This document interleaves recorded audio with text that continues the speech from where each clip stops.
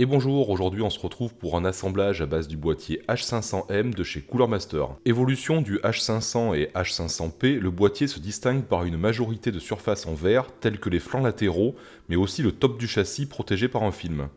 Le reste du châssis est composé d'un mélange de plastique mat et brillant, avec beaucoup d'aération type mesh. Le plastique brillant est sujet aux traces de doigts, notamment sur le front panel.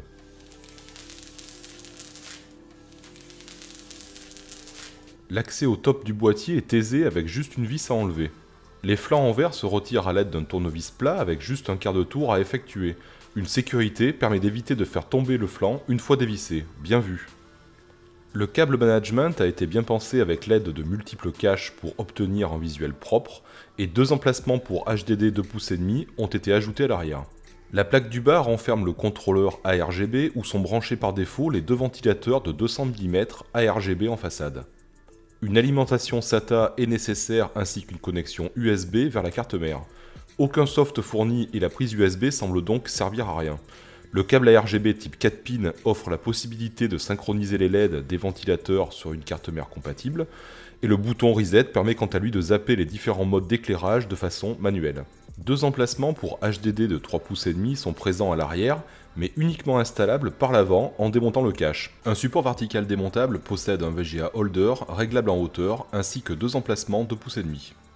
Un support pour pompe réservoir est présent et l'installation des disques durs est facilitée par clips. Le cache alimentation est bien fini avec une plaque oblique qui cache totalement l'alimentation, mais surtout les câbles. Pour séparer la plaque latérale cachant le branding et les caractéristiques de l'alimentation, il faudra s'armer de patience. À l'arrière, deux slots verticaux PCI Express sont disponibles pour fixer verticalement le GPU, mais le riser n'est pas fourni pour connecter la carte.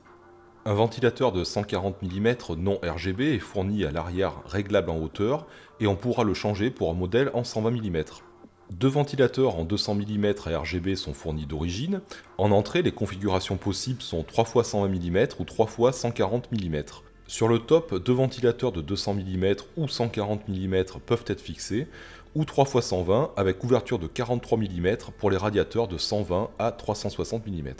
Le front panel accueille 4 ports USB 3, une USB type C Gen 2, un bouton power et un reset, une sortie jack pour casque et une entrée micro jack. Le plastique est brillant et très vite salissant.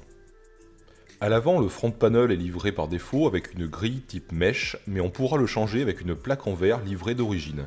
L'apport d'air frais se fera dans ces conditions que par les ouïes latérales.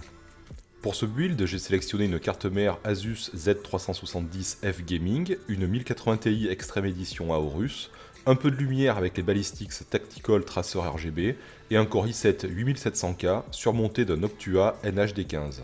Sur cette vidéo, il n'y aura pas de test de charge car le processeur a déjà été testé précédemment. Retenez juste que sous Prime 95, les normes Noctua fait le boulot avec 65 degrés max relevé, et voici une capture d'écran sur le bench Unigine Even. Je vous laisse sur un timelapse du montage et je vous dis à bientôt pour un nouveau test.